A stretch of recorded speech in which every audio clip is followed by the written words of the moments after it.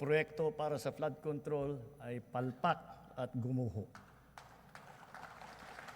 At yung iba, guni-guni lang. Huwag na po tayo magkunwari. Alam naman ng buong madla na nagkakaraket sa mga proyekto.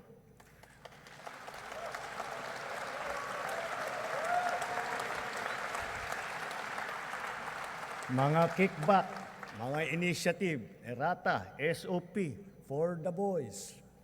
Kaya sa mga nakikipagsabwatan upang kunin ang pondo ng bayan at nakawin ang kinabukasan ng ating mga mamamayan, mahiya naman kayo sa inyong kapwa Pilipino.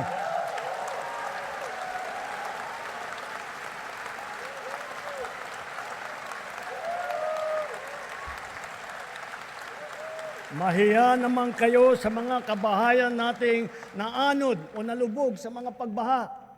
Mahiya naman kayo, lalo sa mga anak natin na magmamana sa mga utang na ginawa ninyo na binulsan nyo lang ang pera.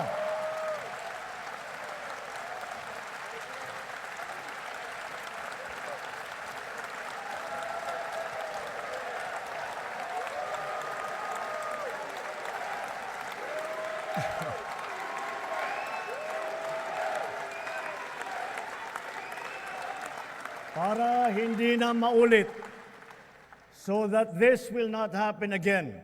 First, the DPWH will immediately submit to me a list of all flood control projects from every region that were started or completed in the last 3 years. Second, the Regional Project Monitoring Committee shall examine that list of projects and give a report on those that have been failures, those that were not finished, and those that are alleged to be ghost projects.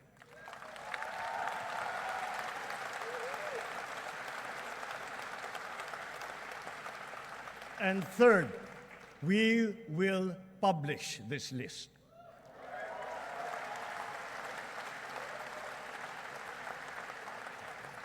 Isa sa publiko natin ang listahang ito. Kaya ang publiko na saksi sa mga proyektong ito ay malayang suriin ang listahan at magbahagi ng kanilang nalalaman para makatulong sa ating investigasyon.